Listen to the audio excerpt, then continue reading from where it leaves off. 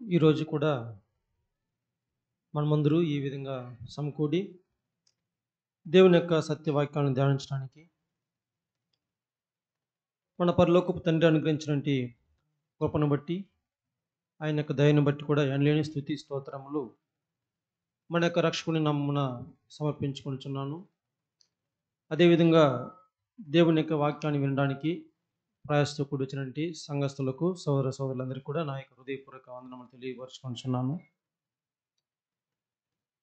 ఈరోజు మనము దేవుని యొక్క పరిశుద్ధ గ్రంథం నుంచి ప్రత్యేకంగా యేసు ప్రభు గారి యొక్క మాటల్లో నుంచి ఆయన యొక్క ఉపదేశములు వినడానికి కూడి వచ్చాను అని చెప్పి తెలియపరచుకుంటున్నాను.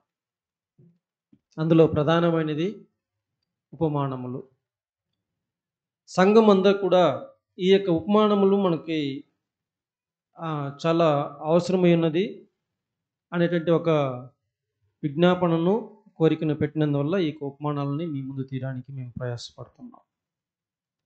ఉపమానాలు గత కాలంలో కూడా అనేక సందర్భాలలో అనేక ఉపమానాలు కూడా మీరు విని ఉండే వారిని కూడా మరొక మారు ఇది దేవుని యొక్క సత్యము నెమరవేసడానికి హేతువుగా ఉందని చెప్పి భావిస్తూ కొత్తగా విన్నవారు దేవుని యొక్క సత్యాలని విని గ్రహిస్తారని ఆశిస్తూ దేవుని యొక్క వాక్యానికి మనము వెళ్దాం. యేసు ప్రభు గారు పలికినటువంటి ఉపమానములో అనేకములు ఉన్నప్పటికీ కూడా మొట్టమొదటిగా మనము ధ్యానించడానికి తీసుకున్నటువంటి ఈ యొక్క ఉపమానము మత్తయి రాసిన సువార్త 13వ అధ్యాయము 1 నుంచి 43 వాక్యాలలో దాగి ఉన్నటువంటి ఉపమానం. ఆ యొక్క ఉపమానము ఎందుకోసము యేసు ప్రభు గారు అక్కడ ప్రకటించడం జరుగుతుంది,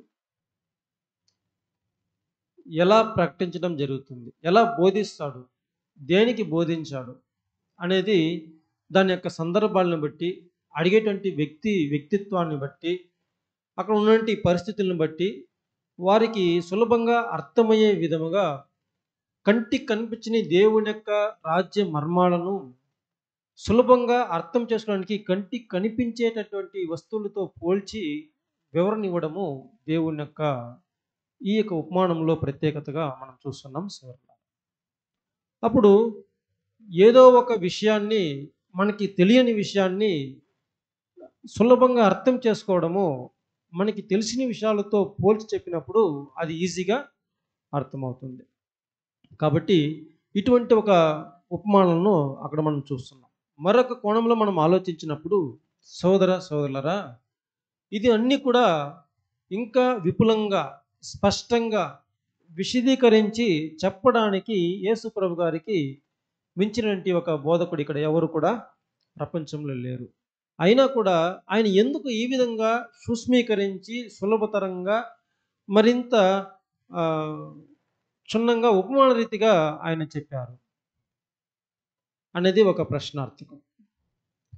మనం ఈ యొక్క వాక్య భాగాల్లో మనం గమనించినప్పుడు దేవుని యొక్క పరిశుద్ధ గ్రంథాన్ని మనం చదువుతూ వస్తున్నప్పుడు దాని యొక్క అర్థాలను ఎవరు గ్రహించుకుంటారు?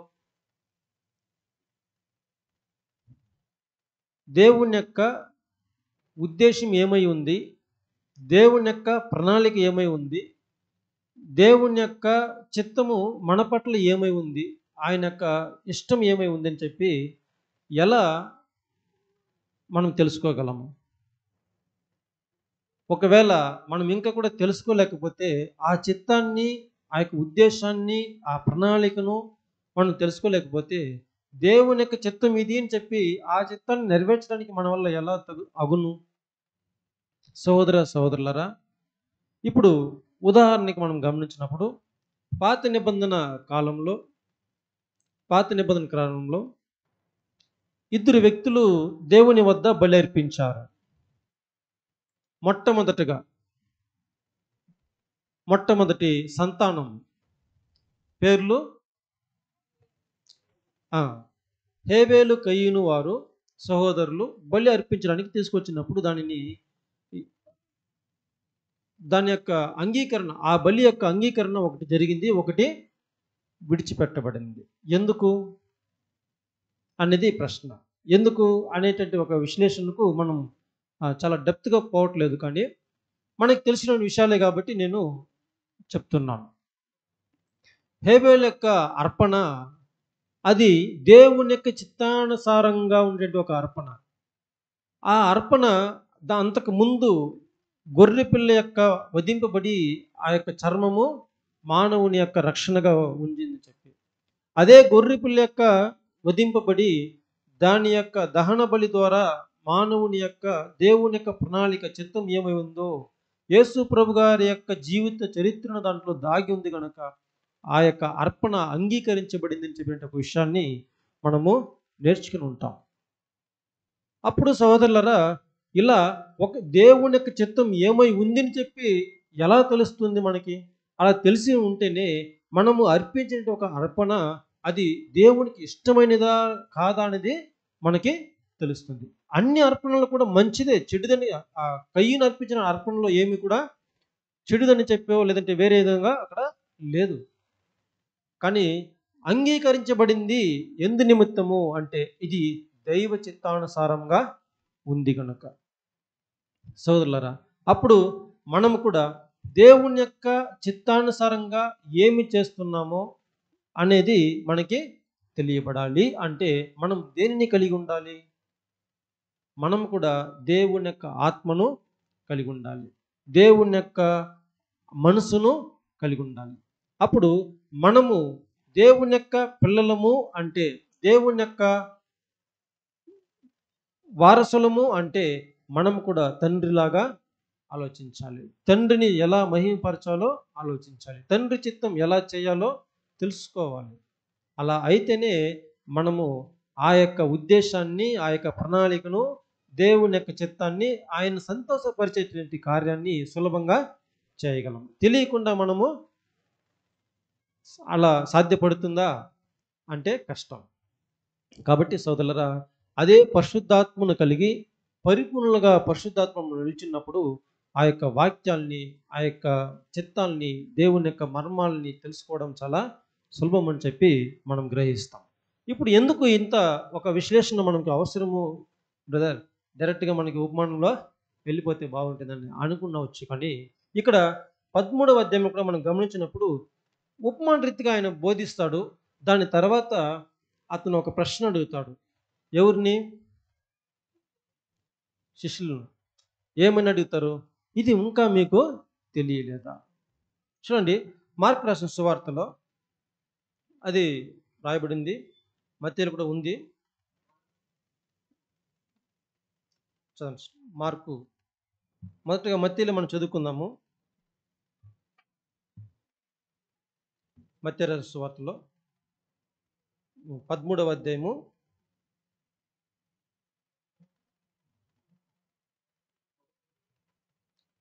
లేదు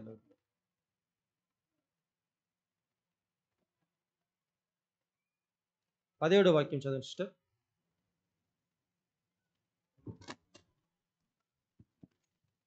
అనేక ప్రవక్తలను నీతిమంతులను మీరు చూచు వాటిని చూడగోరియు చూడకపోయిరి, మీరు వినువాటిని వినగోరియు వినకపోయిరని మీతో నిశ్చయముగా చెప్పుచున్నాను. ఇందులో ఆ యొక్క భావాన్ని ఆయన చెప్తున్నాడు, దాని యొక్క ప్రాముఖ్యతను చెప్తున్నాడు. ఇందులో వాళ్ళు అడిగినట్లు మనకి కరెక్ట్గా పరలోక రాజు 10వ వాక్యం నుంచి చదవండి మరొక మారు.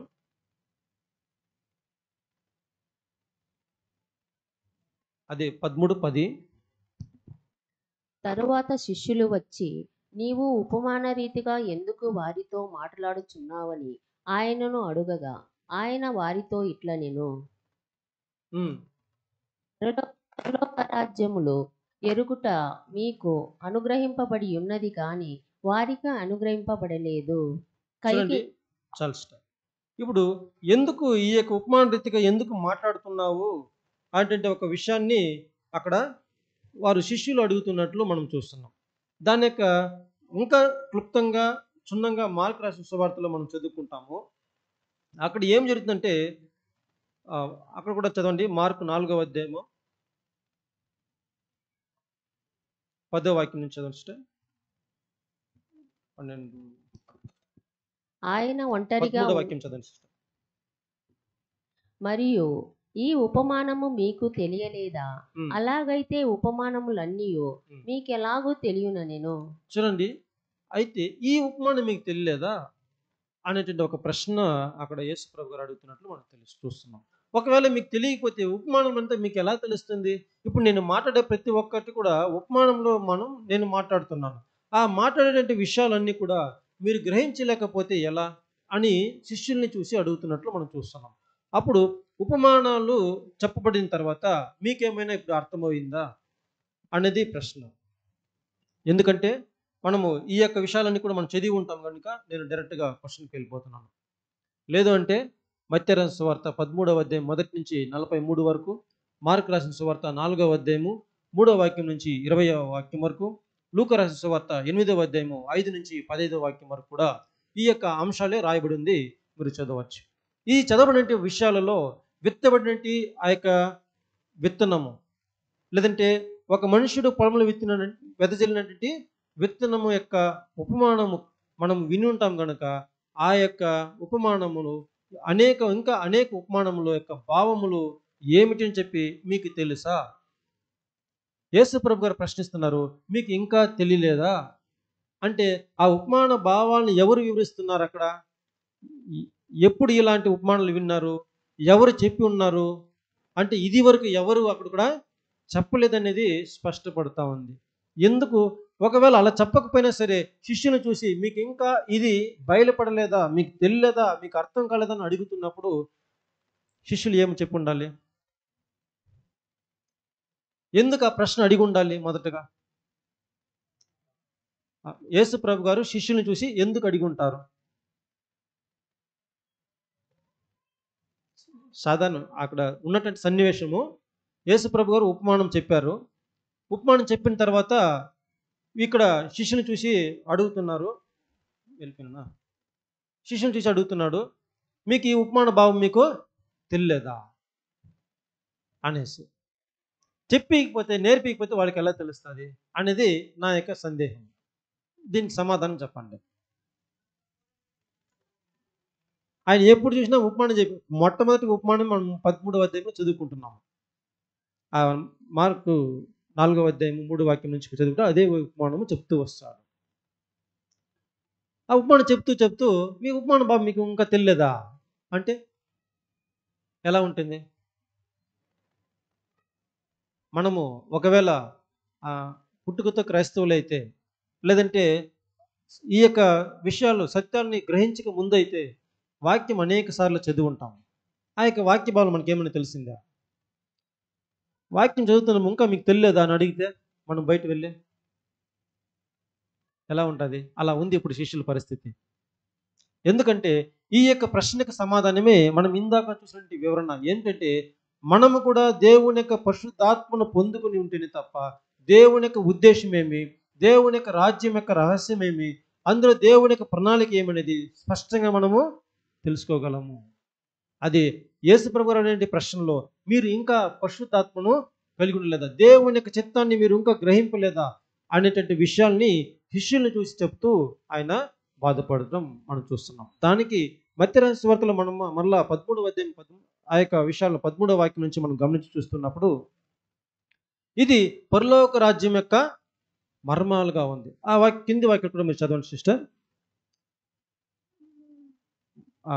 మార్కు 4వ అధ్యాయము 14వ వాక్యం. విత్తువాడు వాక్యము విత్తుచున్నాడు. త్రోవ పక్క నుండు వారెవరన 4:14 చదివారా? విత్తువాడు వాక్యమును విత్తుచున్నాడు. చదవండి, కంటిన్యూ. త్రోవ పక్క నుండు వారెవరనగా వాక్యము వారిలో విత్తబడును గాని వారు వినిన వెంటనే సాతాను వచ్చి వారిలో విత్తబడిన వాక్యం ఎత్తుకొని పోవును.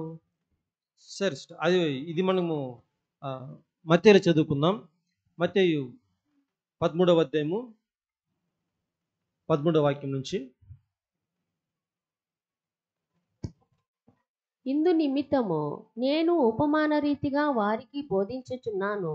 ఈ ప్రజలు కనులారా చూచి చెవులారా విని హృదయంతో గ్రహించి మనసు త్రిప్పుకొని నా వలన స్వస్థత పొందకుండునట్లు వారి హృదయము క్రొవ్వినది, వారి చెవులు వినుటకు మందములైనవి, వారు తమ కనులు మూసుకొని ఉన్నారు.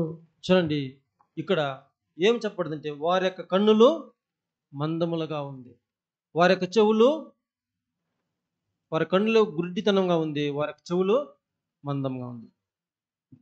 ఇది పరలోక రాజ్యం యొక్క మర్మాలుగా ఉంది, రహస్యాలుగా ఉంది అనేటువంటి విషయాలను అక్కడ మనకి రాయడం మనం చూస్తున్నాం. సోదర సోదరులారా, ఇది ఎవరికి అనుగ్రహించబడింది? ఇప్పుడు తెలుసుకోవడము మీకు అనుగ్రహించబడింది. ఎవరికి అనుగ్రహించబడలేదు? అన్యులకు అనుగ్రహించబడలేదు. అదే మనం చూస్తున్నాము. యేసు ప్రభు గారు ఒక విధవరాలు వచ్చి అడుగుతున్నప్పుడు మా కూతురికి ఆరోగ్యం బాగలేదు అని చెప్పి వేడుకున్నప్పుడు ఈ యొక్క ఎవరు తినే ఆహారాన్ని ఎవరికి ఇవ్వకూడదని చెప్తాడంటే పిల్లలు తినేటువంటి ఆహారాన్ని కుక్క పిల్లలకి వేయకూడదు. అంటే ఈ యొక్క సత్యం అనేది ఇప్పుడు వీరికి మాత్రమే ఇవ్వడానికి యోగ్యమైనది, అది అన్యులకు అది ఇప్పుడు సమయం కాదనే విషయాన్ని అక్కడ మనం గమనిస్తున్నాము సోదర సోదరులారా.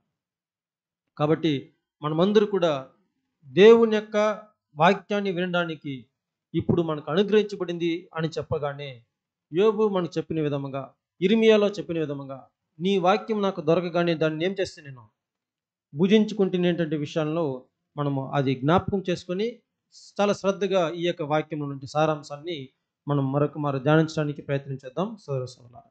సరే, ఇప్పుడు విత్తేటంటే ఒక విత్తనము కూడా యేసు ప్రభు గారి యొక్క విషయాలన్నీ కూడా మనం గమనించినప్పుడు పాత నిబంధన గ్రంథంలో ఉన్నటువంటి ధర్మశాస్త్రం అన్నీ కూడా వాక్యానుసారంగానే మనకుంది. పాత నిబంధన గ్రంథంలోనూ లేదంటే మన పాత కాలంలోనూ ఎలాంటి ఒక విషయాలు మనం చూస్తామంటే వాక్యములన్నీ కూడా, విత్తనాలన్నీ కూడా అలా వచ్చినటువంటి పంటలో వచ్చినటువంటి విత్తనాలన్నీ కూడా సమకూర్చి కొట్టులో పెట్టి దానిని అలాగే ఆ సంవత్సరం అంతా ఉండనిస్తారు.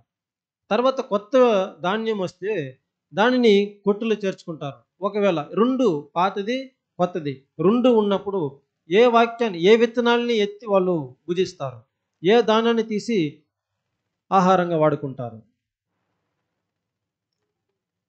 ఆహార కొట్టులు, ఆ వ్యవసాయము వీళ్ళకందరికీ ఇది చాలా పరిచయం. అనగా పాత విత్తనములను, పాత ధాన్యాన్ని, పాత బియ్యాన్ని తీసుకొని వాడుకుంటారు. కొత్త బియ్యముని తీసి, వడ్లను తీసి నిలువ ఉంచుతారు. కొట్టులు అనేది మనకందరికీ, మీకు తెలియకపోవచ్చు, మీరు చూస్తూ ఉంటే మాకు ఏమి తెలియదు బ్రదర్ అన్నట్టు ఉంది. అప్పుడు ఈ యొక్క విషయాలను మనం ఎందుకు లేవీకాండము కూడా మనం చూసినప్పుడు 26వ అధ్యాయం 10వ వాక్యం కూడా ఈ యొక్క ఇలాంటి కొన్ని విషయాలు రాయబడింది. 1 తిమోతి రాసిన పత్రిక చదవద్దండి, మీరు నోట్ చేసుకోండి. 1 తిమోతి రాసిన పత్రిక 1వ అధ్యాయం 8-9 వాక్యాలు మనం చదువుకుందాం. 1 తిమోతి 1:8-9. అయినను శ్రీమంతుడగు దేవుడు నాకు అప్పగించిన ఆయన మహిమగల సువార్త ప్రకారము ధర్మశాస్త్రము ధర్మ విరోధులకును, అవిధేయులకును, భక్తిహీనులకును, పాపిష్టులకును, అపవిత్రులకును, మత దూషకులకును, పితృహంతకులకును, మాతృహంతకులకును, నరహంతకులకును, వ్యభిచారులకును, పురుష సంయోగులకును, మనుష్య చోరులకును, అబద్ధికులకును, అప్రమాణికులకును, హితబోధకు విరోధి అయిన వాడు మరి ఎవడైనను ఉండిన ఎడల అట్టివానికి నియమింపబడెను గాని నీతిమంతునికి నియమింపబడలేదని ఎవడైనను ఎరిగి ధర్మానుకూలముగా దానిని ఉపయోగించిన ఎడల ధర్మశాస్త్రము మేలైనదని మనం ఎరుగుదుము. ఈ యొక్క వాక్యం అంటే సారాంశం ఏమిటంటే, ఎవరైతే అన్యాయంగా ఆ యొక్క విషయాలన్నీ కూడా హంతకుడుగా ఇలాంటి ఒక విషయాలలో అలాంటి ఒక జీవితం జీవిస్తున్నారో అటువంటి వారికి ఈ యొక్క ధర్మశాస్త్రము నియమింపబడెను, కానీ నీతిమంతునికి కాదు. అర్థమవుతుందా? ధర్మశాస్త్రం అనేది ఇలాంటి వారికి అక్కడ నియమింపబడింది, ఇవ్వబడింది తప్ప నీతిమంతునికి ఆ యొక్క ధర్మశాస్త్రము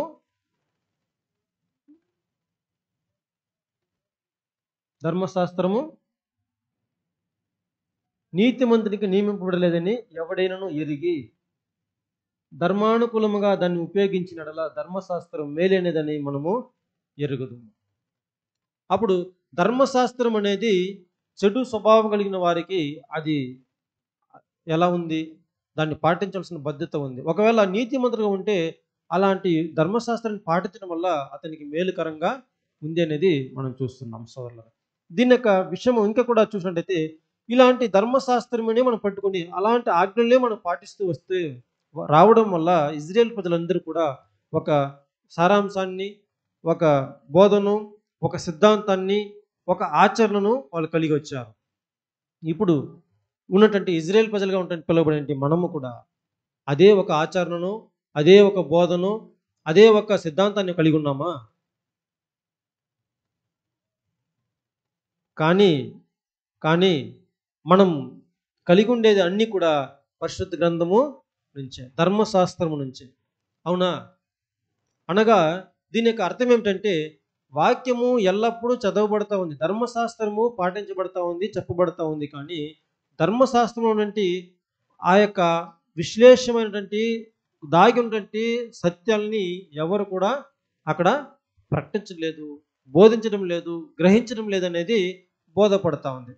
ఉదాహరణకి మీకు ఇంకా స్పష్టంగా అర్థం అవ్వాలంటే యేసు ప్రభు గారు చిన్ననాటితనంలో యెరూషలేముకి వెళ్ళారు. యెరూషలేముకి వెళ్ళి శాస్త్రులను, పండితులను, ఆ యొక్క యాజకులు అక్కడ ఉన్నటువంటి ప్రదేశంలోకి వెళ్ళి వారిని ఇలా ప్రశ్నిస్తున్నారు. వారికి అందరికీ ఇలా ప్రశ్నించడం చూసి చాలా ఏమైంది, వాళ్ళకి ఏమైంది అది కూడా తెలియదా? మాకేం తెలుసు, వాళ్ళకి ఏమైందో మాకేం తెలుసు అన్నట్టు ఉంది. చదువుతాం వాక్యము. యోహాను రాసిన సువార్త 7వ అధ్యాయము 15-16 వాక్యాలు. వాక్యం ప్రతి ఒక్క వాక్యం కూడా చదువుతూ ఉన్నప్పుడు 7, 15, 16. యూదులు అందుకు ఆశ్చర్యపడి చదువుకొనని ఇతనికి ఈ పాండిత్యం ఇట్లు వచ్చునని చెప్పుకొనిరి. ఇంతవరకు కూడా ఎవరు ఈ యొక్క ధర్మశాస్త్రం నుంచి ఇలాంటి బోధలు బోధించలేదు. కానీ ఇంత చిన్న వయసులో ఇతనికి ఎలాంటి పాండిత్యం వచ్చును, ఎలా వచ్చిందని చెప్పి చాలా ఆశ్చర్యపడ్డారు. అందుకు యేసు, నేను చేయు బోధ నాది కాదు, నన్ను పంపిన వానిదే. చూడండి సోదరులు, ఎందుకు వాళ్ళు ఆశ్చర్యపడ్డారు? ఆ ధర్మశాస్త్రం చెప్పడం వల్ల. ఇంతకుముందు చదువుకుంటే ధర్మశాస్త్ర ఉపదేశకులు వీళ్ళందరూ కూడా ఎవరు ప్రకటించలేనటువంటి ఒక సత్యము, అందులో ఉంటే దాగి ఉన్నటువంటి సత్యాన్ని ఆయన ఎత్తి ప్రకటించడం వల్ల అదే వారికి ఆశ్చర్యంగా ఉంది. సోదరులు, అదే మనం చూస్తున్నాము. అదే ధర్మశాస్త్రము, ఇది పాత ధాన్యము, ఇది యేసు ప్రభు గారు ప్రకటించేది కొత్త. కానీ ఎక్కడి నుంచి తీశారు? పాత నిబంధన గ్రంథం నుంచి నూతనమైనటువంటి అంటే ఉపయోగంలోనికి తేవడము, ఆచరణలోనికి తేవడము, దాని యొక్క వివరణను, సత్యాన్ని తెలుసుకోవడము యేసు ప్రభు గారు చేయడం ద్వారా ఇజ్రాయేల్ ప్రజలందరికీ, యూదులకి అందరికీ చాలా ఆశ్చర్యం అక్కడ కలుగుతూ ఉంది. సోదరులారా, అప్పుడు ధర్మశాస్త్రం యొక్క నెరవేర్పును ఇలా మనం నెరవేర్చాలి.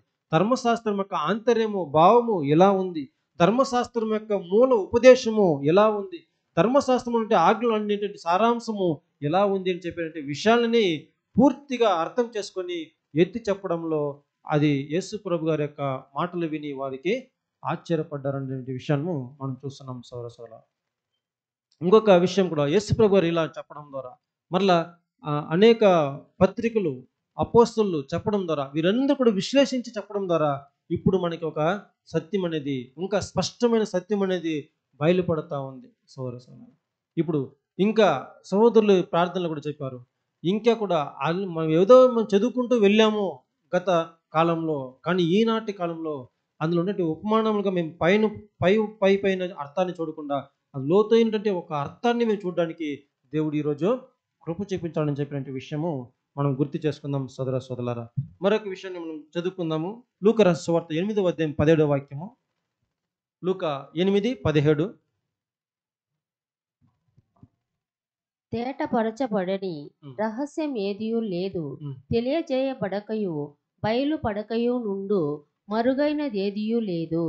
చూడండి, అటువంటి గొప్ప సత్యాల్ని మనకి ఈరోజు దేవుడు అనుగ్రహిస్తాడు. మనకి ఏది కూడా అతను దాచిపెట్టడు అనే విషయాన్ని మనం తెలుసుకుంటాం సోదర. ఇప్పుడు మనము ఉపమానాలకు వద్దాం. కాబట్టి ఉపమాన భావం మనం తెలియకుండా ఉండడం దేవునికి ఇష్టం కాదు. ఆయన బయలుపరుస్తాడు. ఆ యొక్క ఉపమానము మనం చదువుకొని ఉపమాన భావానికి మనము ప్రవేశిద్దాం. పదమా చదవండి సిస్టర్ ఉపమానం.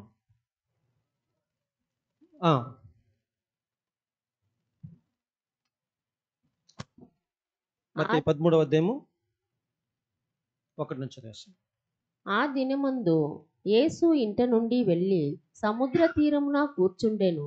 బహు జన సమూహములు తన యొద్దకు కూడి వచ్చినందున ఆయన దోణి ఎక్కి కూర్చుండెను. ఆ జనులందరూ దరిని నిలిచియుండగా ఆయన వారిని చూచి చాలా సంగతులను ఉపమాన రీతిగా చెప్పెను. ఎట్లనగా, ఇదిగో, విత్తువాడు విత్తుటకు బయలు వెళ్ళెను.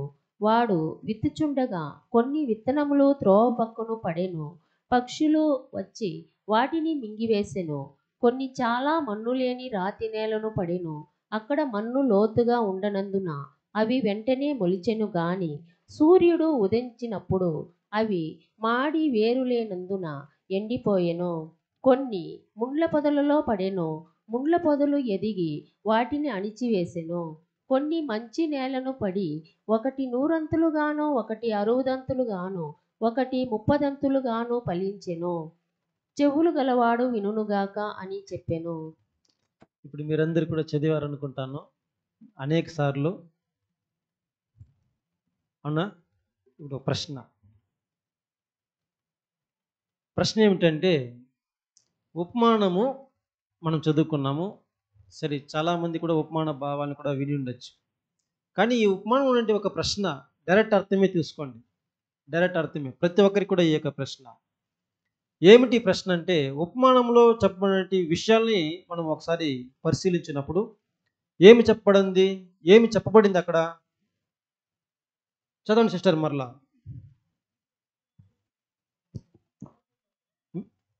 ఉపమానం స్టార్ట్ చేయండి సిస్టర్. విత్తువాడు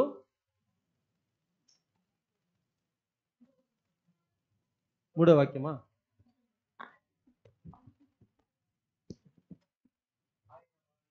ఆయన వారిని చూచి చాలా సంగతులను ఉపమాన రీతిగా చెప్పెను. ఎట్లనగా, ఇదిగో, విత్తువాడు విత్తుటకు బయలు వెళ్ళెను. చూడండి, విత్తువాడు విత్తనాలు తీసుకున్నాడు. విత్తడానికి ఏం చేసినాడు? బయలు వెళ్ళాడా? ఓకే. తర్వాత విషయం చదవండి సిస్టర్. వాడు విత్తుచుండగా, ఇప్పుడు వాడు విత్తుచుండగా కొన్ని విత్తనములు త్రోవ పక్కన పడెను. పక్షులు వచ్చి వాటిని మింగివేసెను. సరే, పక్షులు తినేసింది. తర్వాత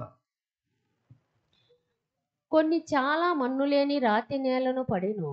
అక్కడ మన్ను లోతుగా ఉండనందున అవి వెంటనే మొలిచెను గాని సూర్యుడు ఉదయించినప్పుడు విత్తనాలు ఒక నిమిషం సిస్టర్, విత్తనాలు ఎక్కడెక్కడ పడింది అనేది ఇప్పుడు నోట్ చేసుకొని చెప్పండి. మళ్ళీ ప్రశ్న మీకు ఉంటుంది. చదవండి సిస్టర్. ఒకటేమో త్రోవ పక్కన పడిను అంటే కొన్ని విత్తనాలు త్రోవ పక్కన పడిన అనేది మెన్షన్ చేశారు. తర్వాత మన్ను లేని రాతి మీద పడిను అనే విషయం రెండవదిగా మనం చదువుకున్నాం.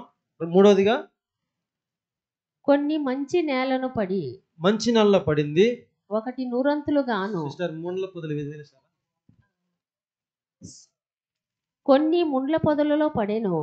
ముండ్ల పొదలు ఎదిగి వాటిని అణిచివేసెను. చూడండి, ఇప్పుడు నేనే చెప్పేశాను. విత్తనాలు ఎక్కడెక్కడ పడింది ప్రశ్న. త్రోవ పక్కన పడింది కొన్ని,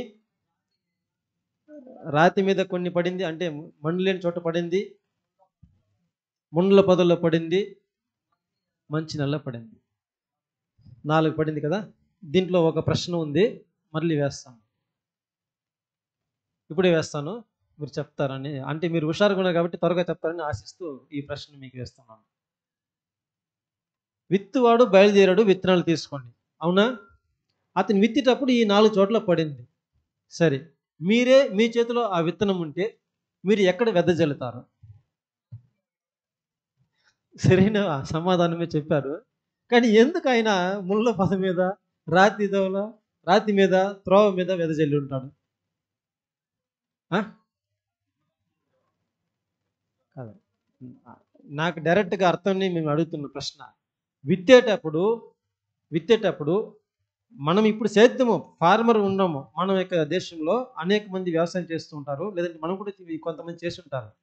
చేసేటప్పుడు విత్తనం అనేది విత్తేటప్పుడు ఆ నేలని ఎన్ని సార్లు దున్నుతామో అన్ని సార్లు దున్ని దానికి సారవంతమైన ఏం వేసి మంచి నేలగా ఉంచి విత్తనము చేస్తాం. సరే, ఇంకా ఇలా చెప్పాలి. ఒక విత్తనాన్ని మనం సేకరిస్తామంటే ఆ విత్తనం యొక్క మామూలుగా వచ్చిన పంటల నుంచి శ్రేష్టమైన దానిని ఎటువంటి ఒక ఆ, ఏమంటాము సొల్లనో లేకుంటే పొట్టు లేని దానిని గట్టి ఒక విత్తనాన్ని తీసుకొని ఆ గింజలు తీసుకొని విత్తనం కొరకని సపరేట్ చేసి పెడతాం. అందులో ఎటువంటి తేమ పడకుండా ఎండలో పర్టికులర్ దాన్ని సూర్యరశ్మి ఇంత ఎండాలని చెప్పిన ఒక విషయాన్ని చూసి బహు జాగ్రత్తగా దాన్ని దాచిపెడతాం సాధారణమైన విత్తనం కంటే. అవునా?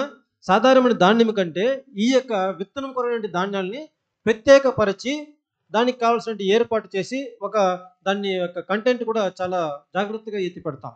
అప్పుడు ఈ విత్తనాన్ని ఇంత జాగ్రత్తగా దాచిపెట్టిన తర్వాత వెదజల్లండి అని చెప్పిన తర్వాత ఆ విత్తనం బాగా మొలవాలని చెప్పి నేలని సేద్యపరిచి బాగా తీసుకుని వెళ్ళి రాతి మీద వేస్తామా? ముళ్ళ మీద వేస్తామా? లేదంటే బండ మీద వేస్తామా? ఎక్కడ వేస్తాము? అప్పుడు ఎందుకు ఇతను తీసుకువెళ్ళి 4 చోట్ల వేశాడు?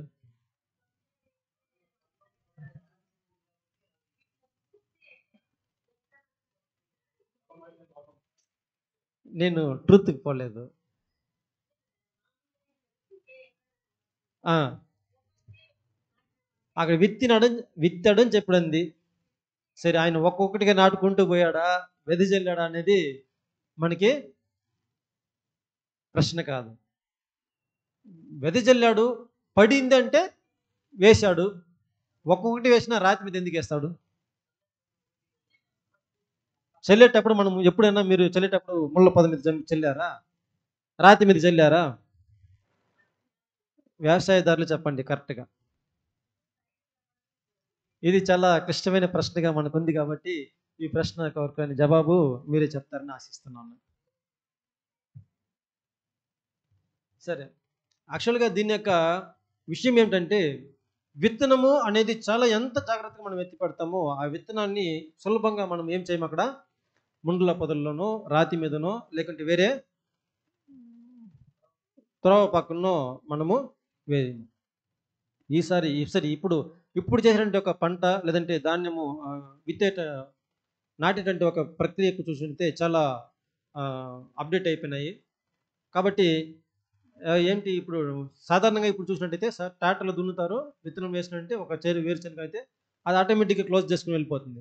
ఎక్కడ రాతి మీద పడుతుంది, ఎక్కడ మనకి ముళ్ళ పొదకి పోతుంది, ఎక్కడ విత్తనం ఆకాశ పక్షులు వచ్చి ఎత్తుకుని పోతుంది అనేది మనం చేయలేం కదా. అంటే రేర్ ఈ సంఘటన జరిగింది. కానీ ఈ ప్రక్రియ ఎక్కడ జరుగుతుందంటే ఇజ్రాయెల్ దేశం నాటి అగ్రికల్చర్ ఆ యొక్క వ్యవసాయ భూమిలో జరిగేటువంటి ఒక విషయాన్ని ఇక్కడ తేటపరుస్తాం. యేసు ప్రభు గారు అక్కడ జరిగినటువంటి సంఘటనని ఎత్తి వారికి అర్థమయ్యే రీతిగా చెప్తారనేది మనం చూసాం. కాబట్టి ఇజ్రాయెల్ ప్రజలు ఎలా ఒక సిస్టమ్ వాళ్ళు ఉపయోగించేవారంటే మనలాగా కాలువలు తోసి నీళ్లు ఇక్కడ వదిలి అక్కడ కిలోమీటర్ దూరం అంతా కాలువ నీళ్ళు పంపారు. వాళ్ళు డిప్ సిస్టమ్ ఇప్పుడు యూజ్ చేస్తారు. అంటే చాలా ప్రపంచంలోనే భిన్నమైన రీతిలో వ్యవసాయం చేసేటువంటి వాళ్ళు ఎవరంటే ఇజ్రాయెల్ ప్రజల్లో. దానికి వారి యొక్క జ్ఞానాన్ని బట్టి వాళ్ళు చేస్తున్నారు. అదే ఒక ప్రక్రియ అక్కడ ఏం చేద్దంటే మొట్టమొదటిగా విత్తనము మొదటగా చల్లబడేది. విత్తనం చల్లబడిన తర్వాత దున్నబడేది. రెండవదిగా దున్నబడేది. అప్పుడు విత్తబడిన విత్తనం మీద మన్ను కప్పుకొని అది మొలకెచ్చేటువంటి ఒక ప్రక్రియ ఇజ్రాయెల్ ప్రజలు అప్పుడు చేసేటువంటి ఒక ప్రక్రియ. కాబట్టి ఈ యొక్క ఉపమానము ఆనాటి జరిగినటువంటి ఇజ్రాయెల్ ప్రజలు జరిగినటువంటి వ్యవసాయదారునికి అనువుగా ఉంది కాబట్టి ఈ యొక్క ఉపమానం అక్కడ చెప్పబడింది అనేది మనకు అర్థమవుతుంది. దీన్ని పెద్ద సమాధానము వేరే వెతకాల్సిన అవసరం లేదని చెప్పి భావిస్తున్నాను. సరే, ఇప్పుడు మనం ఉపమానం లోపలికి వెళ్దాము. ఈ యొక్క ఉపమానం మనం చూసినప్పుడు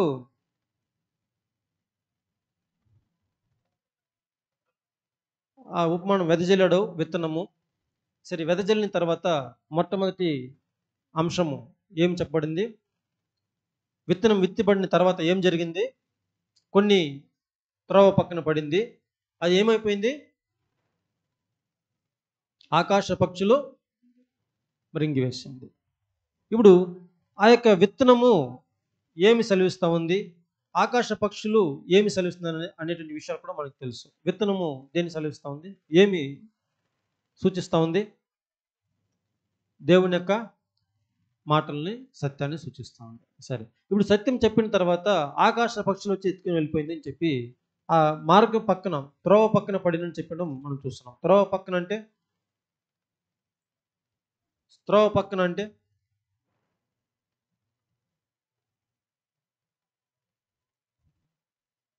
అంటే త్రోవ పక్కన అంటే ఆ?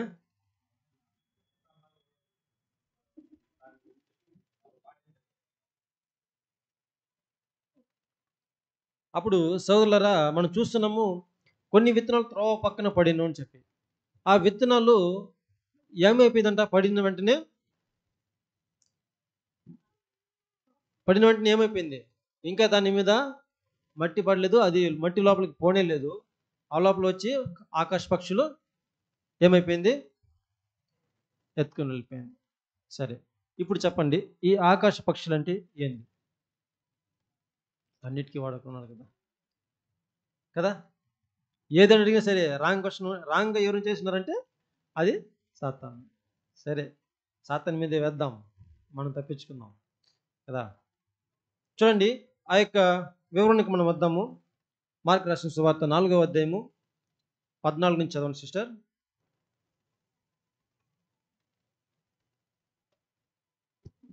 విత్తువాడు వాక్యము విత్తుచున్నాడు. త్రోవ ప్రక్క నుండు వారెవరనగా వాక్యము వారిలో విత్తబడును గాని వారు వినిన వెంటనే సాతాను వచ్చి వారిలో విత్తబడిన వాక్యం ఎత్తుకొని పోవును. చూడండి, స్పష్టంగా వాక్యం సెలవిస్తూ ఉంది. వాక్యం విత్తబడింది అంటే ఇక్కడ నుంచి ఏదైతే ఇక్కడి నుంచి సరే ఏదైనా సరే సత్యం, దేవుని యొక్క సత్యం అనేది మన చెవులో పడింది. పడిన వెంటనే ఏమైపోయిందంట? ఏమో చెత్తుకెళ్ళిపోయిందంట. సిస్టర్ చదివిందాన్ని చెప్పండి నాకు. అక్కడ ఏం చదివినామో దాన్ని చెప్పండి.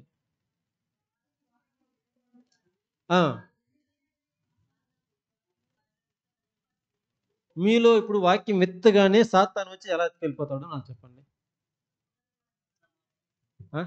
ఇప్పుడు విత్తబడగానే అంటే వెంటనే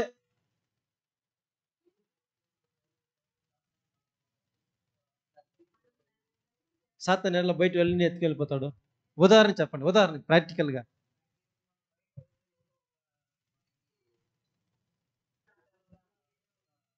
ఇప్పుడు దీనికి ముందు ఒక పాఠం తీసాము, సాతాను యొక్క ఆయుధములను.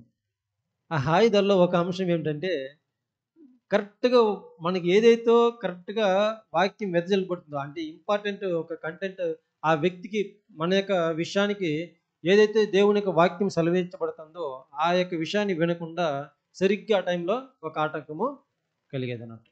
అదేవిధంగా సరిగ్గా మనకి గుర్తొస్తుంది, వర్షం వస్తూ ఉంది, మిద్ది మీద ఏముంది అని. ఇక్కడ వాక్యం వస్తూ ఉంటుంది, వింటాము, విన్న వెంటనే 2 చినుకులు పడింది, సడన్ ఎక్కడ గుర్తొచ్చింది? మనకేం గుర్తు రాలేదా? ఇంటికాడ డ్రెస్ ఎక్కడ వేసినాము, పైన ఏముంది, ఇంకా ఎవరి మీద మనకు ఆలోచన వెళ్ళిందో మనం చూస్తున్నాం. అదే ఇక్కడ మనకు సెలవుస్తుంది, సాతాను ఎత్తుకొని ఇప్పుడు వచ్చాడు, ఎత్తుకుని పోవడానికి వర్షం తెచ్చాడు, కానీ మనకి ఎత్తుకుని పోలేదని చెప్పి నేను ఆశిస్తున్నాను. దేవునికి మహిమ కలుగుగాక. కాబట్టి సోదరులారా, ఇప్పుడు ఈ యొక్క విషయాల్ని మనం చూస్తుంది, మనకు ఆలోచన ఇక్కడ ఉన్నా కానీ, మనిషి ఇక్కడ ఉన్నా కానీ, మనకు వాక్యము విన్నా కానీ సడన్గా దాన్ని విలిచి మనము వెళ్ళిపోవడం, ఆకాశ పక్షులు వచ్చి తీసుకువెళ్ళడాన్ని ఇక్కడ సూచిస్తూ ఉంది. ఇప్పుడు ఇలాంటి ఒక విషయము ఆకాశ పక్షులు అనేది మనకు ఇంకా కూడా ప్రకటన గ్రంథంలో మనకు తెలియపరుస్తూ ఉంది. ప్రకటన గ్రంథంలో ఒక వృక్షం ఉంది, ఆకాశ పక్షులకి అది నివాస స్థలం. 18వ అధ్యాయం 2వ వాక్యం 3వ వాక్యం కూడా మనం చదువుకోవచ్చు. అప్పుడు సోదరులారా, ఇట్లాంటి ఒక ఆకాశ పక్షులు దేన్ని సూచిస్తూ ఉంది? మనం చెప్పిన సాతానుతో ఉండంటే పడిపోయింది దూతలు కూడా ఇక్కడ ఆకాశ పక్షుల్ని సూచించినట్టు మనం చూస్తున్నాం. అనేక వాక్యాలు కూడా మనం చూడవచ్చు. ఈ యొక్క మత్తయి రాసిన సువార్త 24వ అధ్యాయము 29, 35 వాక్యాలు కూడా మనం చదువుకోవచ్చు. అదేవిధంగా మార్కు 4వ అధ్యాయము 32వ వాక్యం కూడా చదువుకోవచ్చు. 13వ అధ్యాయము 25, 31 వాక్యాలు కూడా ఆకాశ శక్తులు కదిలింపబడుతుంది. అక్కడ దురాత్మ సమూహములు అనేటువంటి విషయాలను కూడా మనకి రాయబడింది. ఇదన్నీ కూడా తెలియపరుస్తూ ఉంది. ఆకాశ పక్షులు సాతానుతో ఉన్నటువంటి ఆ యొక్క పడిపోయినటువంటి లేదంటే ఆకాశ పక్షులుగా ఉన్నటువంటి ఆ యొక్క సైన్యం, సాతాను యొక్క సైన్యాన్ని ఇక్కడ తెలియపరుస్తూ ఉంది సౌరసన. కాబట్టి వీళ్ళందరూ కూడా ప్రయత్నం చేస్తున్నారు మనలో ఉన్నటువంటి దేవుని యొక్క వాక్యాన్ని తీసుకొని వెళ్ళాలని చెప్పి. తర్వాత ఏం జరిగింది సిస్టర్? కొన్ని చాలా మన్ను లేని రాతి నేలను పడెను. అక్కడ మన్ను లోతుగా ఉండనందున అవి వెంటనే మొలిచెను గాని సూర్యుడు ఉదయించినప్పుడు అవి మాడి వేరు లేనందున ఎండిపోయెను. చూడండి సౌరసన, అప్పుడు ఆకాశ పక్షులు వచ్చింది, అక్కడ వెళ్ళిపోయింది. వాక్యం విని వెంటనే మర్చిపోయినాం. ఏం విన్నాం? సత్యము ఏం గుర్తులేదు. గుర్తొచ్చేదంతా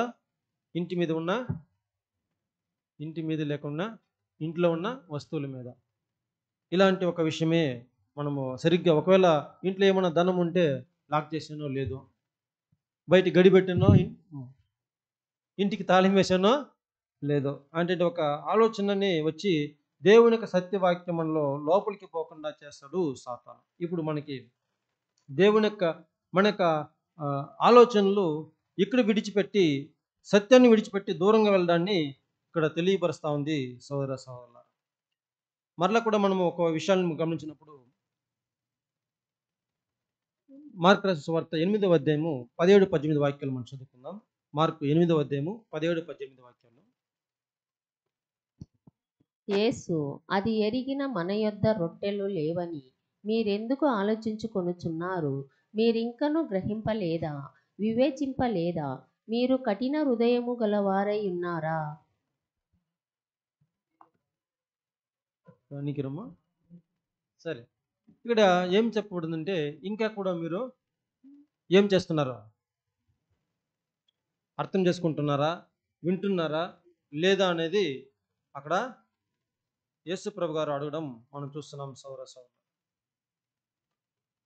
అంటే చెప్పబడిన వాక్యము మనం ఎలా అర్థం చేసుకుంటున్నాము, ఎలా దాన్ని తెలుసుకొనిచున్నాము. ఏదో చెప్తున్నారు అంతవరకైనా, లేదంటే పై మాట వరకైనా, లేదంటే లోపలగా మనము తీసుకొనిచున్నాము అనేది విషయం. అందుకే యేసు ప్రభు చెప్తున్నారు, మీరు ఇంకా దానిని అర్థం చేసుకోలేదాన్ని. మరొక విషయం కూడా మనం చూసినట్టయితే చదవండి సిస్టర్. లూకా రాసిన సువార్త 24వ అధ్యాయము 45వ వాక్యం.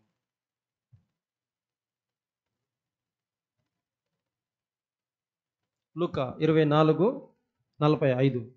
అప్పుడు వారు లేఖనములు గ్రహించున్నట్లుగా ఆయన వారి మనస్సును తెరిచి క్రీస్తు శ్రమపడి అప్పుడు వాళ్ళు గ్రహించినట్లుగా వారి యొక్క మనసును తెరిచాడు. వాళ్ళు గ్రహింపుకున్నారు. అలాంటి గ్రహింపు తత్వము, అర్థం చేసుకునే విధానము వాళ్ళకి లేకుండా పోయింది. అందుకే వారి యొక్క మనసుని ఇప్పుడు తెరిచాడు. వారి యొక్క మనోనేత్రములను తెరిచాడు. వాళ్ళ యొక్క హృదయాల్ని తెరిచాడు. అలా తెరిచిన తర్వాత ఆ వాక్యం అనేది ఇప్పుడు స్పష్టంగా అర్థమవుతా ఉంది. స్పష్టంగా గ్రహించుకుంటున్నాం.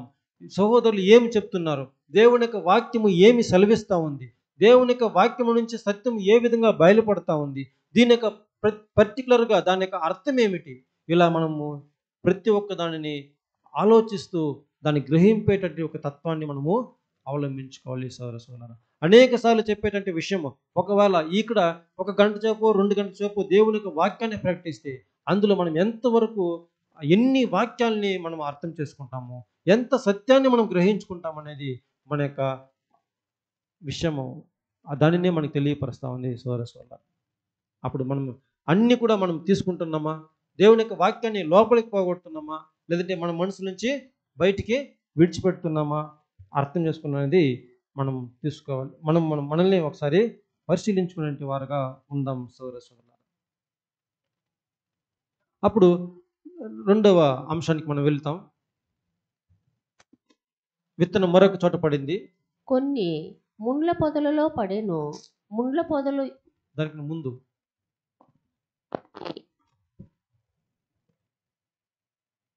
కొన్ని చాలా మన్ను లేని రాతి నేలను పడెను. రాతి నేలలో పడిన విత్తనాల గురించి మనం చూద్దాం. రాతి నేలలో పడిన విత్తనాలు. ఈ రాతి నేల అంటే అక్కడ మట్టి చాలా లోతుగా లేదు, అక్కడ మన్ను లోతుగా లేదు కాబట్టి రాతి. అందుకే అక్కడ వ్యవసాయదారులు మనం చూసినట్టే విత్తేటప్పుడు అక్కడ మట్టి ఉందా రాయి ఉందని చూడదు. కాబట్టి అది వెళ్ళి పడిపోతుంది. దాని మీద కొంతగా మట్టి పడినా కూడా లోపల మట్టి లేనందువల్ల అది చాలా మొలవదు. సోలరా, ఈ యొక్క రాయి కొంతమందికి ఎంత చెప్పినా బుర్రకి 10 సార్లు సత్యాన్ని చెప్పినా ఇలా చేయొద్దని చెప్తే అదే చేస్తారు. ఆ యొక్క హృదయం అనేది వాళ్ళకి ఎంత మాత్రం కూడా గోచరము కాదు. దేవుని యొక్క వాక్యము ఈ విధంగా సెలవిస్తూ ఉంది, ఈ సత్యము ఈ విధంగా ఉంది, దేవుని యొక్క రాజ్య మర్మం ఈ విధంగా మనకు ఉంది, దేవుని యొక్క వాక్యం నుంచి సత్యం ఈ విధంగా ఉంది అంటే విషయాన్ని అనేక సార్లు అనేక మందికి చెప్పి చూసిన, అనేక జ్ఞానవంతులుగా ఉన్నవారికి కానీ, లేదంటే అనేక మంది ఇప్పుడు మనం చెప్పాలంటే పాస్టర్లు కానీ లేదంటే విశ్వాసులు కానీ ఎత్తి చెప్పినా కూడా ఎవరైనా దాన్ని వెంటనే తీసుకుంటారా? లేదంటే 2 సార్లు 3 సార్లు చెప్తే తీసుకుంటారా? ఎంత చెప్పినా కూడా వాళ్ళ యొక్క చెవులు లోపలికి వెళ్తుందేమో కానీ హృదయానికి మాత్రము వెళ్ళేది లేదు. అంత మొద్దుబారి ఉంటుంది వాళ్ళకి మనసు. బండలాంటి హృదయము. ఇది దేవుని యొక్క వాక్యము ఎంతో సత్యము, లోతైనటువంటి సత్యము, దేవుని యొక్క రాజ్యము గురించినటువంటి మర్మాలు, దేవుని యొక్క ప్రణాళిక గురించి, దేవుని గురించి, మన యొక్క జీవిత నడవడిక గురించి, మన యొక్క ఆశీర్వాదం గురించి చెప్పినటువంటి ప్రతి ఒక్క సువార్త అని చెప్పినా కూడా, మంచి సువార్తనే చెప్పినా కూడా వాళ్ళ యొక్క హృదయము బండలాంటి ఒక హృదయముగా ఉంటుంది. అలాంటి బండలాంటి ఒక హృదయాన్ని ఆయన వాక్యము అయినా కూడా పగలగొట్టి, ఆ యొక్క వాక్యం ఎలాంటిది? నా వాక్యము శుద్ధి వంటిది, అది బండలను బద్దలు చేయగల శక్తి గలది. సోదరా, ఆ బండ లాంటి హృదయాన్ని కలవారు కూడా కొంతమంది ఉంటారు, దేవుని యొక్క వాక్యాన్ని తీసుకోలేరు. అయినా దేవుని యొక్క వాక్యము అది బండ లాంటి ఒక హృదయాన్ని చీల్చి అక్కడ మనకి ఈ యొక్క వాక్యాల్ని మనకేం చేస్తుంది? లోపలికి పంపిస్తుంది అనే విషయాన్ని మనం గ్రహించుకుందాం. ఒకవేళ మన యొక్క హృదయము ఇలాంటి ఒక స్థితిలో ఉన్నా కూడా, ఒకవేళ ఉండిండొచ్చు, దేవుని కృప ద్వారా ఈరోజు మనకి అది వాక్యం ఫలించే విధంగా ఆ విత్తనాలు అనేది, దేవుని యొక్క సత్యం అనేది మనకి లోపలికి వస్తుందని చెప్పి మనం సంతోషంతో ఆయన్ని స్తుతిద్దాం. సోదర తర్వాత విషయాలు మనం చూసినప్పుడు, కొన్ని ముండ్ల పొదలో పడెను. ముండ్ల పొదలు ఎదిగి వాటిని అణిచివేసెను. చూడండి, కొన్ని ముళ్ళ పొదలో పడిపోయింది. ఆ ముళ్ళ పొదలు దేన్ని సూచిస్తూ ఉంది? వివరణ చదవండి సిస్టర్.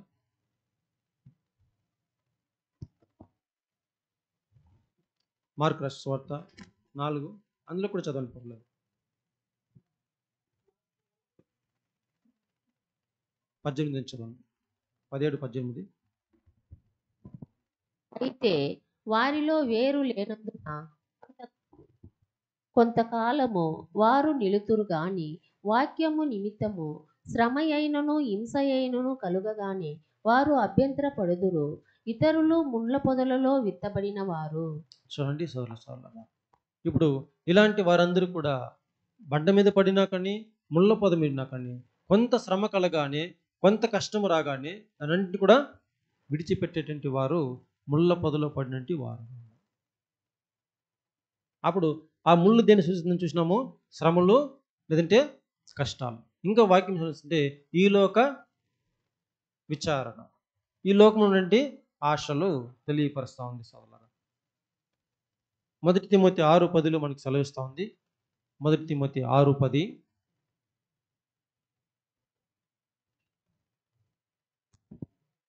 ఎందుకనగా ధనాపేక్ష సమస్తమైన కీడులకు మూలము. కొందరు దానిని ఆశించి విశ్వాసము నుండి తొలగిపోయి నానా బాధలతో తమ్మును తామే పొడుచుకొనిరి. చూడండి సోదరులారా, ఇప్పుడు ఆ యొక్క ధనాపేక్షను గురించి ఆలోచిస్తూ, మనం ఎలా సంపాదించుకోవాలి, దాని మీద ఒక వ్యామోహము లేకుంటే ఆశ పెట్టుకొని తన యొక్క శరీరాల్ని అంటే తన యొక్క జీవితాల్ని తామే ఏం చేస్తున్నట్ట పోడ్చుకొనుచున్నారు, పాడు చేసుకొనుచున్నారు. ఇది దీనివల్ల తమ యొక్క విశ్వాసం నుంచి తమ యొక్క విశ్వాస జీవితము కొద్ది కొద్దిగా అది తగ్గిపోతా ఉంది అనేది మనం చూస్తున్నాం సోదర. కాబట్టి ఇలాంటి ఒక ధనాపేక్ష గురించో, ఇలాంటి లోక ఆశల గురించో, ఇలాంటి ఒక లోకంలో ఉండే ఒక ప్రణాళిక గురించి మనం ఆలోచించకూడదు అనేది మనం తెలుసుకుంటాం సోదర. ఇలాంటి వారిని గురించి తెలుస్తుంది అది ముళ్ళ కంప. ఇప్పుడు మన యొక్క జీవితం, మన కుటుంబము, మన యొక్క ఆచరణలు ఎలా ఉండాలని చూసినట్లయితే అది దేవుని యొక్క వాక్యానుసారంగా ఎదిగేటువంటి ఒక మంచి విత్తనముగా మనలో ఉండాలి. అంతేకాని అది ముళ్ళ కంచెలాగా ఉండకూడదు సోదరులారా. ఒకవేళ మనకి ఈ ముళ్ళే ఒక కంచెలాగా ఉంటే, లేదంటే ఎక్కువగా ఉంటే మనకి ఆత్మిక జీవితం అనేది, విశ్వాసం అనేది అక్కడ సన్నగిల్లిపోతుంది. విశ్వాసం ఎదగడానికి మనకి ఆస్కారము తగ్గిపోతుంది. కాబట్టి ఈ యొక్క విచారణ అనేది మనకి విశ్వాసాన్ని అణిచివేస్తుంది. ఈ యొక్క లోక ఆశలు అనేది మన యొక్క ఫలించేటువంటి ఒక స్వభావాన్ని, మనం పొందుకునే ఆశీర్వాదాన్ని అక్కడ అణిచివేస్తుంది. ఒకవేళ అనుకోవచ్చు ఈ లోకంలో ఉన్నటువంటి ఆశీర్వాదము, లేదంటే ఈ లోకంలో ఉన్నటువంటి ఒక సుఖభోగము, ఈ లోకంలోనే దేవుని యొక్క ఆశీర్వాదం మనకు ఉంది, మనకు కావాలని చెప్తే ఇది ఇంతటితోనే ఆగిపోతుంది.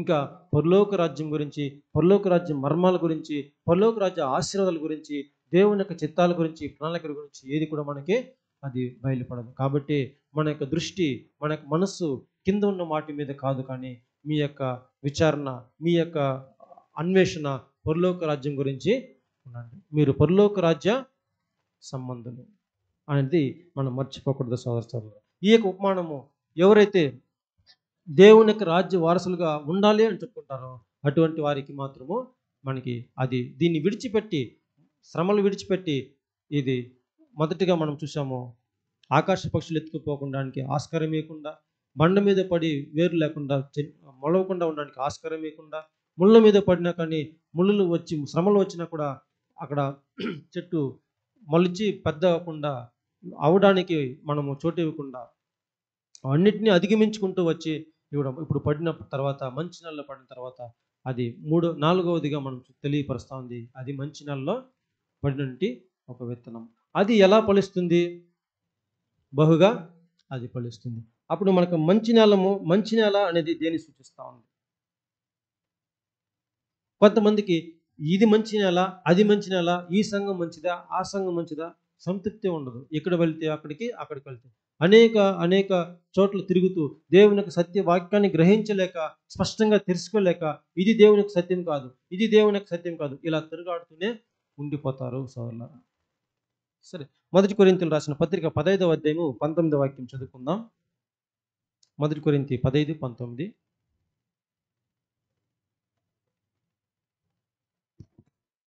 ఈ జీవిత కాలము మట్టుకే మనము క్రీస్తునందు నిరీక్షించిన వారమైన ఎడల మనుషులందరికంటే దౌర్భాగ్యులమై ఇందుము. వాక్యం ఏమి సెలవిస్తుంది మనకి? ఈ జీవిత కాలం మట్టుకి అంటే ఇప్పుడు బ్రతికున్న సమయంలోనే దీనికి మాత్రమే నాకు దేవుడు కావాలి, ఈ యొక్క జీవితానికి మాత్రమే ఆయనకు ఆశీర్వాదం నాకు చాలు అనుకుంటే ఎలాంటి వారుగా ఉంటాము? సాధారణమైన మనుషుల కంటే మనం దౌర్భాగ్యులుగా ఉంటామని అనేది మనం చూసాం. ఇంత గొప్ప సత్యాన్ని తెలుసుకున్న తర్వాత కూడా నాకు ఈ లోకంలోనే ఆశీర్వాదం చాలు, ఈ లోకంలో నాకు ఈ సుఖం ఏదైతే సౌలభ్యం ఉందో అది చాలు అని చెప్పి మనం ఆశిస్తే అందరి మనుషుల కంటే మనము ఇంకా దీనంగానే ఉంటాము అనేది మనకు వాక్యం సెలవిస్తాము. అలా కాకుండా మనం యొక్క హృదయంలో మార్చబడి, మనం యొక్క హృదయాన్ని ఇంకా పరిపూర్ణం చెందే దిశలో మనం తీసుకుని వెళుతూ మనం వెళ్ళినట్లయితే, ఆ యొక్క యేసుక్రీస్తు వారి మనసును మనం ధరించుకున్నట్లయితే మనము ఆ యొక్క గొప్ప పరలోక ఆశీర్వాదాన్ని పొందుకునే భాగ్యం మనకు ఉంది. ఎఫెసీయులు 3:18 వాక్యం ఏం సెలవిస్తుందో చూద్దాం. ఎఫెసీయులు 3:18. మీరు దేవుని సంపూర్ణత యందు పూర్ణులగునట్లుగా ప్రేమయందు వేరు పారి స్థిరపడి సమస్త పరిశుద్ధులతో కూడా దాని వెడల్పు పొడుగు లోతు ఎత్తు ఎంతో గ్రహించుకొనుటకును జ్ఞానమునకు మించిన క్రీస్తు ప్రేమను తెలుసుకొనుటకును తగిన శక్తి గల వారు కావాలననియు ప్రార్థించుచున్నాను. చూడండి సోదరులారా, మనం ఎలాంటి వారుగా ఉండాలంటే క్రీస్తు మీ మనసులో విశ్వాసము ద్వారా నివసించినట్టుగా క్రీస్తు మనలో నివసించాలి. ఆ యొక్క పరిపూర్ణముగా అవడానికి ప్రేమలందు మనము వేరుపాడి స్థిరపరిచి దాని యొక్క లోతు ఎత్తు మొత్తం మనం తెలుసుకోవాలి సోదరులారా. ఆ ప్రేమ అనేది మనలో వేరు పారాలి, ఆ ప్రేమ అనేది మనలో స్థిరపడాలి, అది లోతుగా మనకి వెళ్ళాలి అనేది మనకు సెలవిస్తూ ఉంది. ఎందుకు?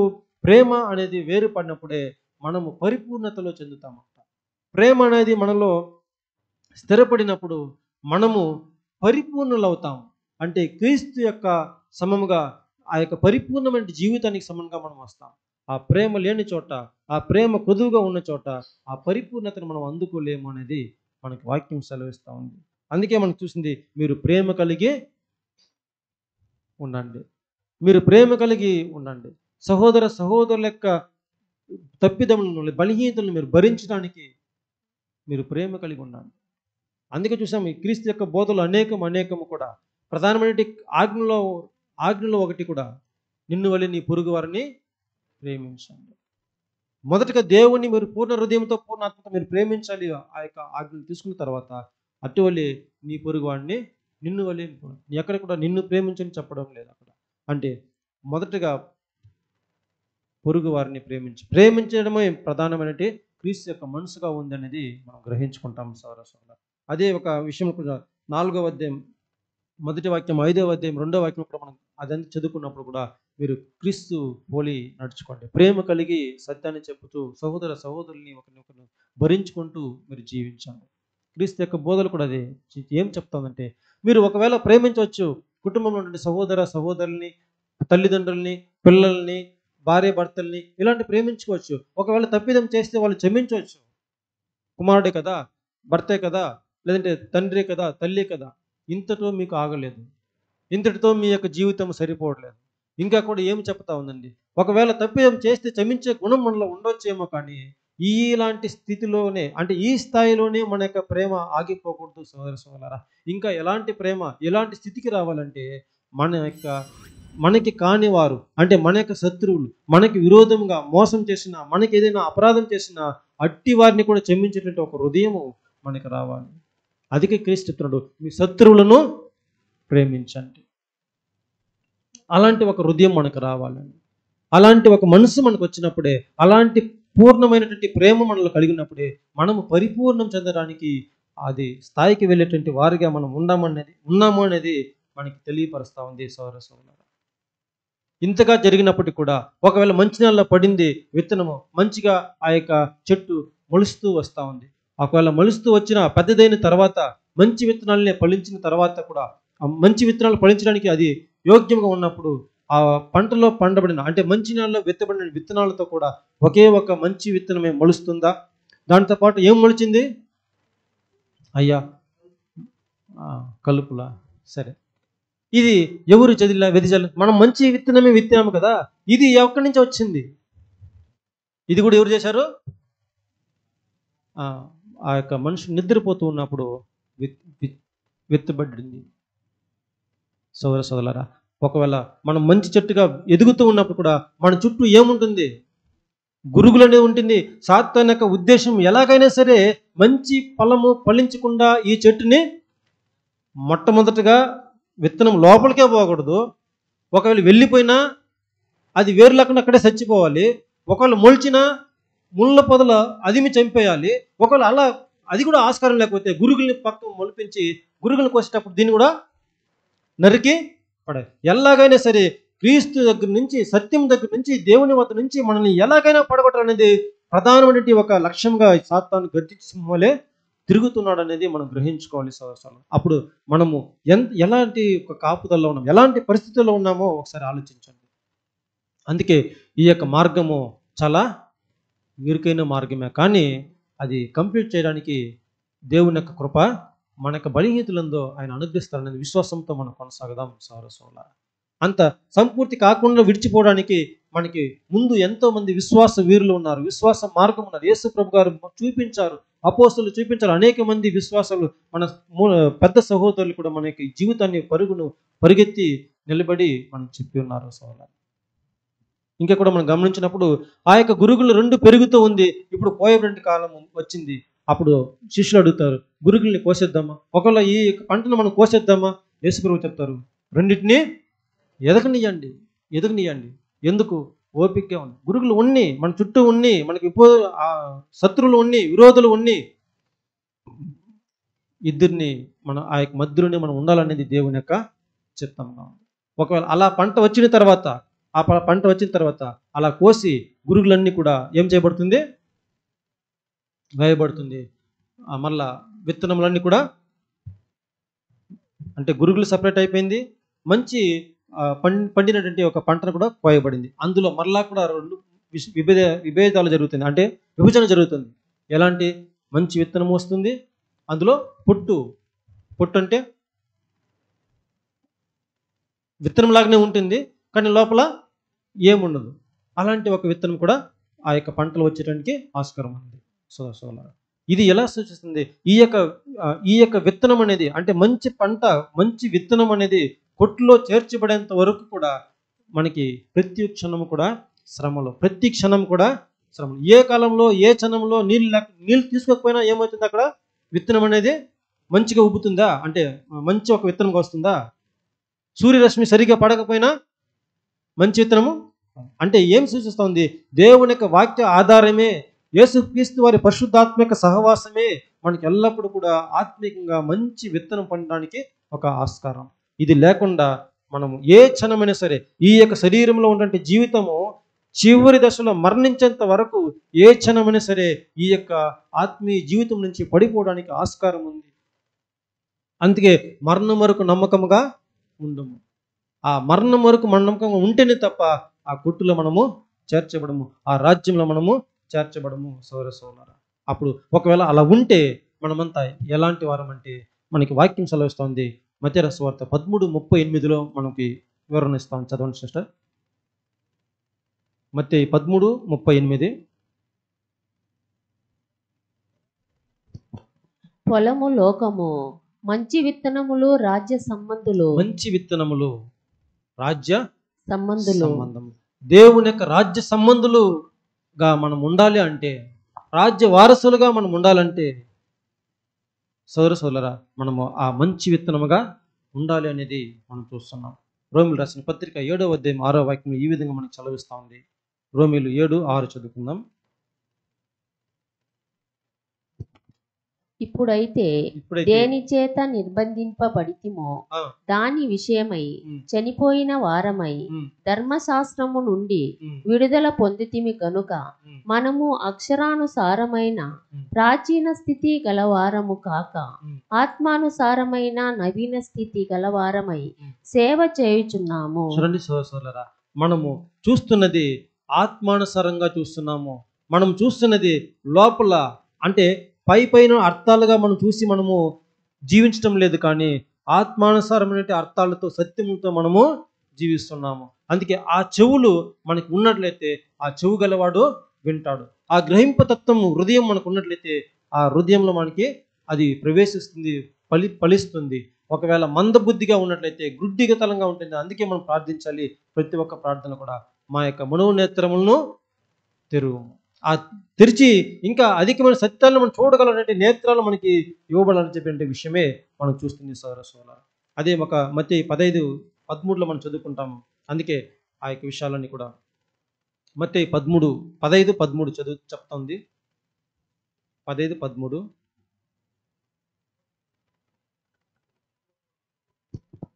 ఆయన పరలోకమందున్న నా తండ్రి నాటని ప్రతి మొక్కయు పెళ్ళగింపబడును. చూడండి, కాబట్టి ఇటువంటి ఒకవేళ తండ్రి దగ్గర నాటబడినట్లయితే మనం వారసులుగా ఉంటాము. అలా వారసులుగా కాకపోయినట్లయితే మనము పెళ్ళగింపబడతాం. అది కొట్లుగా కట్టి అది చివరికి ఎక్కడ కాల్చబడుతుంది?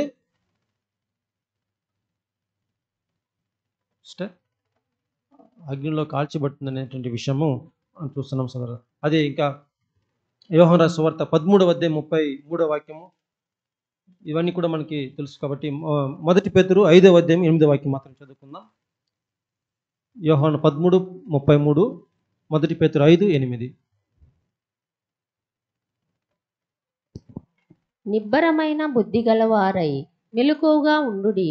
మీ విరోధి అయిన అపవాది గర్జించు సింహము వలె ఎవరిని మింగుదునా అని వెదుకుతూ తిరుగుచున్నాడు.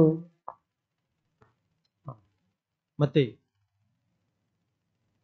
చూడండి, అపవాది ఎవరిని మింగుదామని చెప్పి గర్జించే సింహం వలె ఉన్నాడు. కానీ మీరు మెలకువ కలిగి దేవుని యొక్క వాక్యాన్ని, మీరు దేవుని యొక్క రాజ్య వారసులుగా మీరు ఉన్నారు కనుక ఈ ధన్యతను, ఈ ఆశీర్వాదాన్ని మీరు కోల్పోవద్దండి. మీ యొక్క ఆశీర్వాదము ఈ యొక్క భూలోకానుసారమైన జీవితంలో మీరు ఉపయోగించుకోవద్దండి.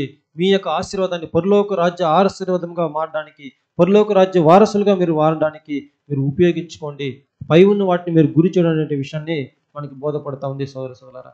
కాబట్టి ఇప్పుడు చూడండి, ఈ యొక్క విషయంలో కూడా మరొక పరలోక రాజ్యము ఆయన మరి యొక్క ఉపమానము అది కాదు. వారితో చెప్పారు. బ్రదర్ 32 చదవండి సిస్టర్. బ్రదర్ 32.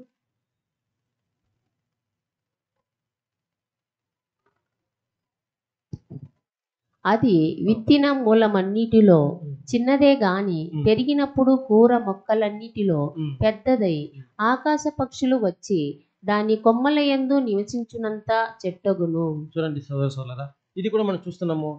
ఈ యొక్క ఉపమానంలో మన తర్వాత ఏం జరుగుతుంది అనేది, ఏదైతే మనకి విశ్వాసము ఒకళ్ళ లోకానుసమైన జీవితంగా ఉంటే ఆకాశ పక్షులు, ఈ యొక్క లోక అధికారులు అందరూ కూడా మనతో ఉన్నటువంటి బిజినెస్ ఎలా ఉంటుందో అది మనకి తెలియపరుస్తున్నది మరొక ఉపమానంలో ఆయన తేటపరుస్తున్నాడు సోదర సోదరులారా.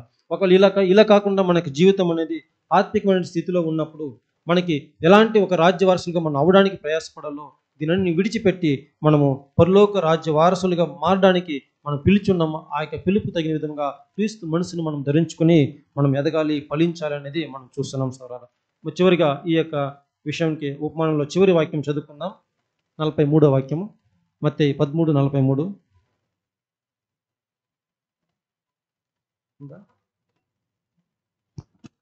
అప్పుడు నీతిమంతులు తమ తండ్రి రాజ్యములో సూర్యుని వలె తేజరిల్లుదురు. చెవులు గలవాడు వినుగాక. ఓపిక ఉన్నట్టు మీకు అందరికీ కూడా నా హృదయపూర్వక వందనం తెలియపరుచుకొని ముగిస్తున్నాను. ఆమేన్.